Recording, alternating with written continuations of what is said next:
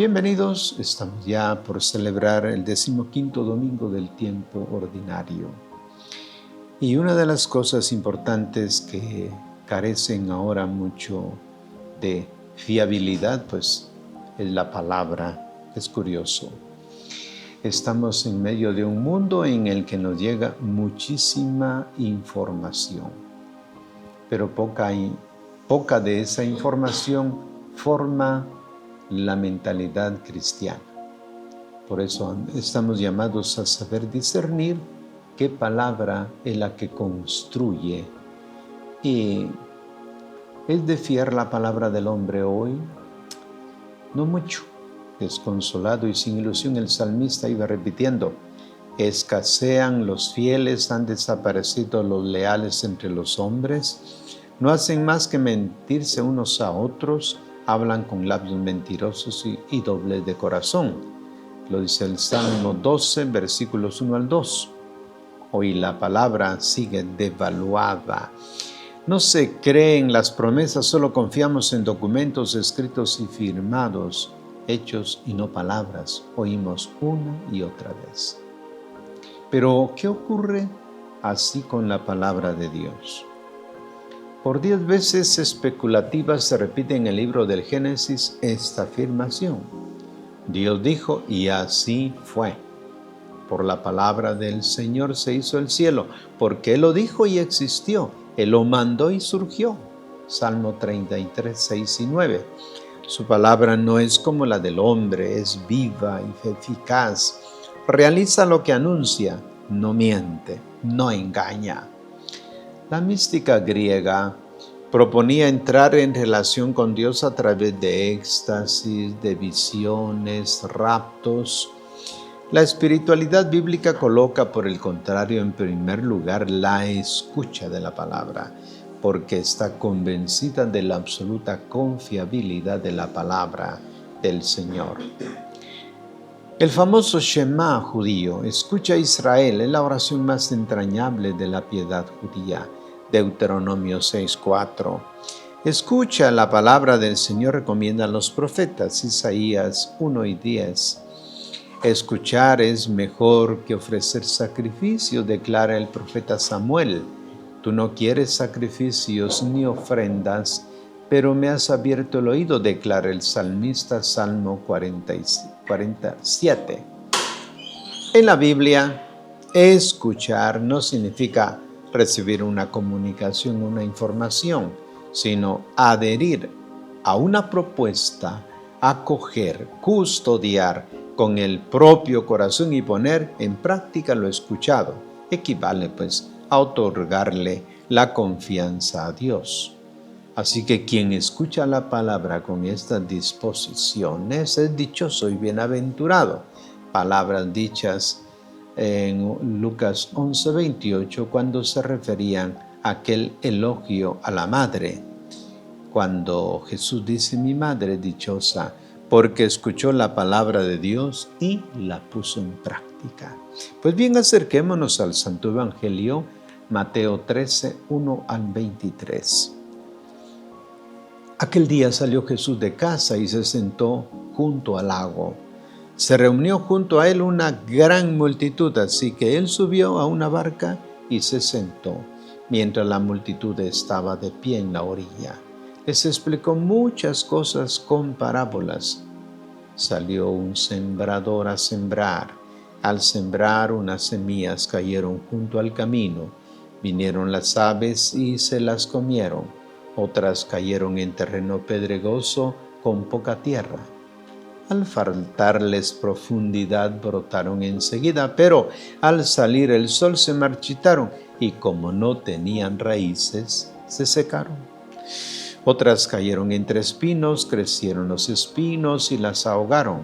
Otras cayeron en tierra fértil y dieron fruto, unas 100, otras 60, otras 30. El que tenga oídos para escuchar, que escuche. Se le acercaron los discípulos y le preguntaron: ¿por qué hablas así? ¿Hablas contando parábolas? Él les respondió: porque a ustedes se les ha concedido conocer los secretos del reino de los cielos, pero a ellos no se les concede. Al que tiene le darán y le sobrará. Al que no tiene le quitarán aún lo que tiene. Por eso les hablo contando parábolas, porque miran y no ven, escuchan y no oyen ni comprenden. Se cumple en ellos aquella profecía de Isaías. Por más que escuchen no comprenderán, por más que miren no verán. Se ha endurecido el corazón de este pueblo, se ha vuelto duro de oídos, se ha tapado los ojos. Que sus ojos no vean, ni sus oídos oigan, ni su corazón entienda, ni se conviertan para que yo los sane. Dichosos en cambio los ojos de ustedes porque ven y sus oídos porque oyen. Les aseguro que muchos profetas y justos ansiaron ver lo que ustedes ven y no lo vieron, y escuchar lo que ustedes escuchan y no lo escucharon. Escuchen entonces la explicación de la parábola del sembrador. Si uno escucha la palabra del reino y no la entiende, pues viene el maligno y arrebata lo sembrado en su mente. Ese es como lo sembrado junto al camino. Lo sembrado en terreno pedregoso es el que escucha la palabra y la recibe enseguida con gozo, pero no echa raíz y resulta un entusiasmo pasajero. Llega la tribulación o persecución por causa de la palabra e inmediatamente falla. Lo sembrado entre espinos es el que escucha la palabra, pero las preocupaciones mundanas y la seducción de la riqueza la ahogan y no da fruto. Lo sembrado en tierra fértil es el que escucha la palabra y la entiende. Ese da fruto, 100 o 60 o 30. Hasta aquí nuestro texto bíblico. Ciertamente los teólogos y predicadores exponen sabiamente verdades muy profundas, pero a veces usan un lenguaje complicado, opaco, arcano o retorcido. Casi dan la impresión de no preocuparse de que la gente entienda, de que se muestre interesada, se apasione o no. Por el contrario, de que se esté aburriendo. Jesús usaba un acercamiento pedagógico diverso. Aun cuando afrontaba temas complicados, empleaba siempre un lenguaje simple, recurría a comparaciones e imágenes, contaba historias ambientadas en la vida de pastores, pescadores, comerciantes, recaudadores de impuestos y sobre todo de campesinos entre quienes había nacido y crecido. La parábola, decían los rabinos, es como la torcida de una vela. Cuesta pocos centavos, sin embargo, por tenue que sea su luz, puede hacer descubrir un tesoro. Hoy Jesús introduce el tema teológico más difícil, el enigma al que las mentes más agudas y los espíritus más nobles de la humanidad han intentado en vano de dar una respuesta. La pregunta, ¿no? ¿Por qué el mal? ¿Por qué el reino de Dios se encuentra tantas dificultades en afirmarse? Jesús afronta el problema como su método habitual mediante la parábola. El texto está claramente dividido en 3 partes. La primera está constituida por la palabra. La segunda, versículos 10 al 17, contiene algunos dichos de Jesús de no fácil interpretación. Incluso parece insinuar que Él no quiere que se conviertan sus oyentes. La tercera es una aplicación de la parábola a la vida de la comunidad. Antes de comenzar con cada una de las 3 partes es necesario un preámbulo. Los expertos en la Biblia concuerdan en reconocer que la explicación de la parábola, aunque puesta en boca de Jesús y reflejando perfectamente su pensamiento, no ha sido pronunciada directamente por Jesús. ¿Por quién entonces? La pregunta. Los primeros cristianos, cuando impartían la catequesis en sus comunidades, No estaban preocupados por transmitir literalmente lo que Jesús había dicho. Se esforzaban, pues, más bien en hacer comprensible y eficaz su mensaje, aplicándolo a las situaciones concretas de sus vidas. Estaban convencidos de que los evangelizadores no se tenían que comportar como menos repetidores. Para ser fiel a las palabras del Maestro, debían actualizar su mensaje. Quien en realidad repite de manera exacta las palabras de una persona no siempre refiere de un modo auténtico su mensaje. Los primeros cristianos, por tanto, han modificado un poco a veces esta o aquella parábola, o bien han añadido una explicación para adaptarlas a la situación de sus comunidades. Esto es justamente lo que ha sucedido con la parábola que nos viene propuesta hoy. Jesús la ha narrado para impartir una enseñanza a sus oyentes. A los primeros cristianos la han releído y aplicado a problemas concretos de sus vidas, problemas que no eran propiamente los mismos que afectaban a los discípulos que habían escuchado a Jesús. Así ha nacido, pues, la catequesis actualizada que se encuentra en los versículos 18 al 23. Comencemos, pues, clarificando el sentido y el mensaje que tenía la parábola en boca de Jesús, y a continuación, después de haber interpretado los difíciles versículos centrales, explicaremos la lectura de la parábola que han hecho las comunidades de Mateo. Una manera extraña de sembrar. Hay un detalle en la parábola que llama inmediatamente la atención: el desperdicio de la semilla que viene esparcida en grandes cantidades en un terreno estéril. Nos asombra el comportamiento tan descuidado del agricultor. Exactamente 3/4 partes del relato están dedicadas al grano que va a caer en el camino, en lugares pedregosos o entre espinas, y es devorado por los pájaros, o se quema o es sofocado. La insistencia sobre el desperdicio, sobre el fracaso, sobre las perspectivas poco prometedoras es un elemento importante. Refleja la realidad del mundo en que el mal aparece mucho más pujante, más eficiente que el bien. Nótese el progresivo, machacante extrapoder. La semilla no despunta, lo que despunta no crece, lo que crece es sofocado. ¿De qué depende? ¿Por qué sucede esto? Si Dios es bueno, ¿por qué su reino no se desarrolla sin oposición? Estos son los interrogantes a los que Jesús quería dar una respuesta. Para comprender las parábolas, hay que tener en cuenta que en aquel tiempo la siembra no se hacía después de que el campo había sido preparado. El campesino no comenzaba arando, quitando las espinas, arrancando las hierbas, quitando piedras, sino que antes sembraba y después pasaba el arado. Se entiende ahora por qué parte de la semilla cayera entre piedras, en medio de las malas hierbas o sobre los pequeños senderos que se formaban por las pisadas de los campesinos durante el tiempo de cosecha o durante los periodos en que se daba descanso a los terrenos de cultivo. Quien observa al agricultor de la parábola pensará que está trabajando en vano, que desperdicia semilla y energía. Es difícil creer que en un campo reducido o aquel estado pueda germinar cosa alguna.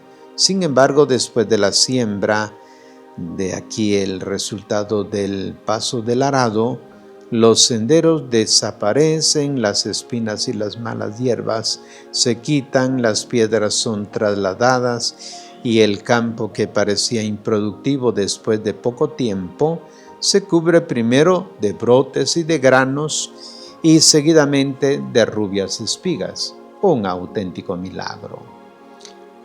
Jesús cuenta esta parábola en un momento difícil de su vida. Ha sido expulsado de Nazaret. Lo han tomado por loco en Cafarnaúm. Los fariseos lo quieren matar y muchos discípulos lo abandonan. Parece como si toda su predicación cayera en saco roto. Las condiciones son demasiado desfavorables. Sus palabras parecen destinadas a morir.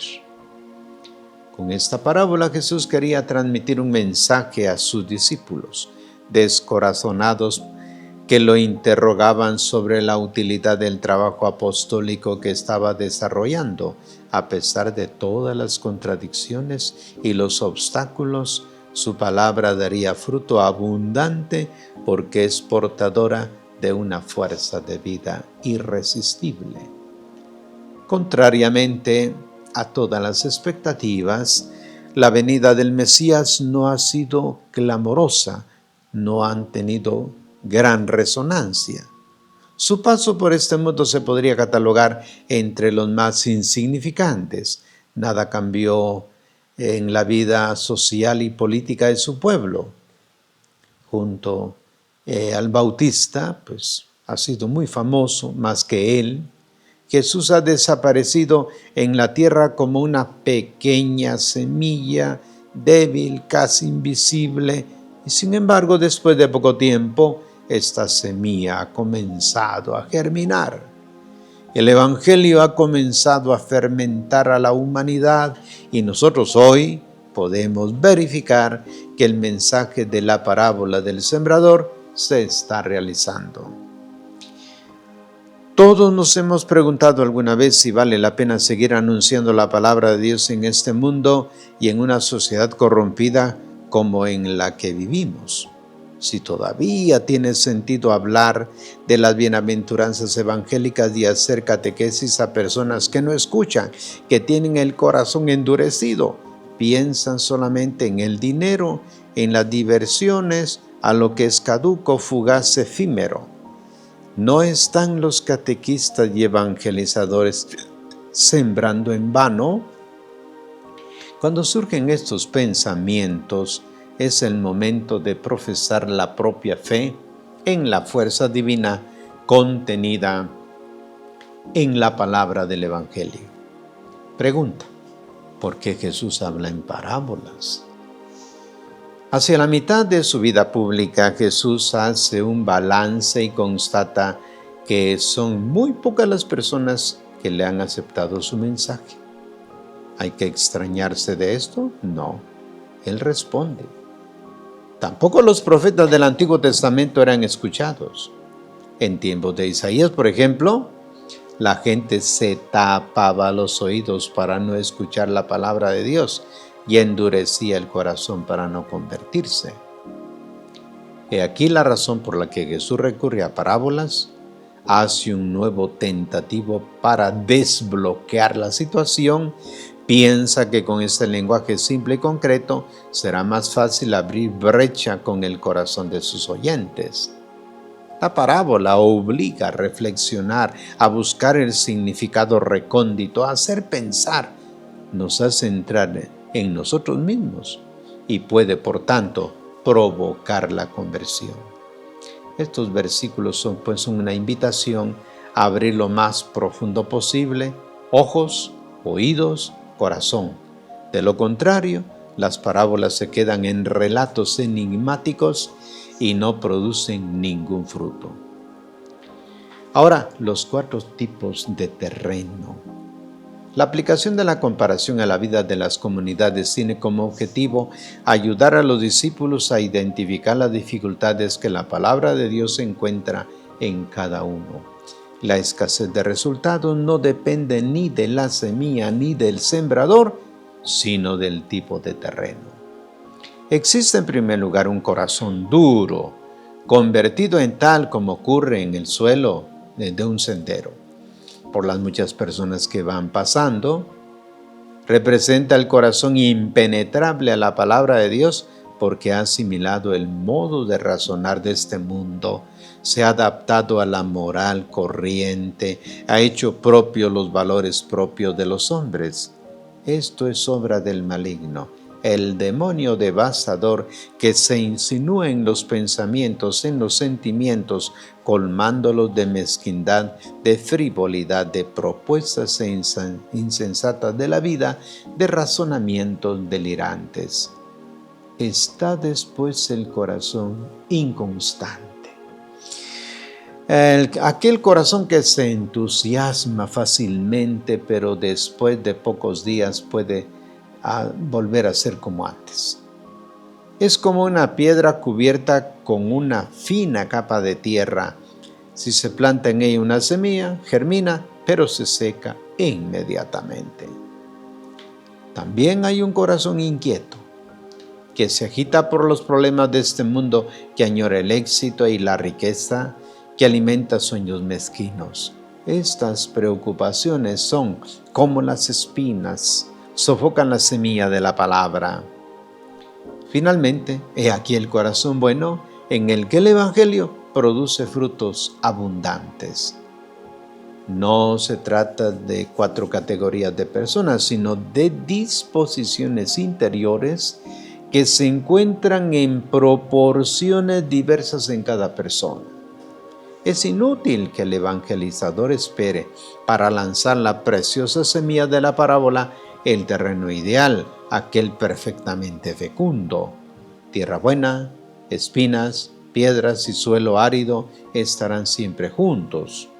Eso será motivo de desánimo para algunos, pero para los verdaderos apóstoles, para los catequistas auténticos, se convertirá en estímulo para una siembra más abundante.